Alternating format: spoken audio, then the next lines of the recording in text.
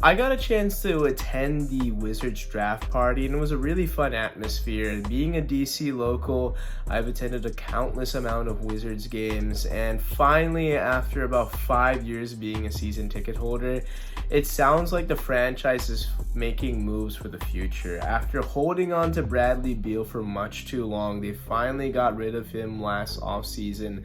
And no disrespect to Bradley Beal, I think he's been a great talent for DC, but clearly is past his prime. He's been an injury-prone asset, and finally they could get some assets for the future by getting a massive haul.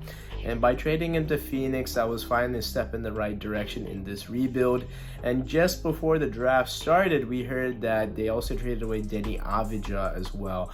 Denny was kind of a tricky piece. He was drafted in the 2020 draft and definitely had some skills, but clashed and took away time from Rui Hachimura. Eventually took Rui's spot, but we knew that Denny just didn't seem to ascend to what that first round talent grade that we expected him to be for the Washington Wizards. So they had a nice little pickup, and they got some pretty decent value for him, and they got another first round pick.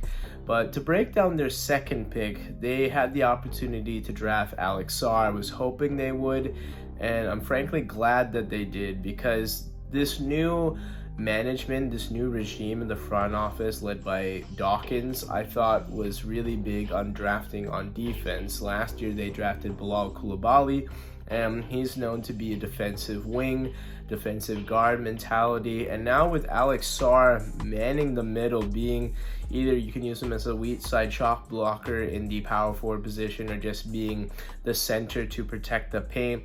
He has a lot of switchability as well. There's some really good tape of him guarding in the French league, and also with his days in France, where he can guard on the perimeter as well. And his switchability, he's still working on a jump shot, but obviously the defensive mindset, that setting a defensive tone, is going to be a big part of this Wizards rebuild. He has the ability to stretch out the floor, hit some jump shots when he can. The three-pointer, like I said, is still in the works, but very good at finishing at the rim. He has a very high motor as well. Not the loudest of players, but his play speaks louder than his words, and that's really what matters at the end of the day. And frankly, the Wizards are in a really good spot. Right now, they have a nice mix of young players who have a chance to develop, but also some veterans that they can trade. They have Kyle Kuzma, Jordan Poole as well. Tyus Jones, I think, is an asset that any contender could use as a backup point guard.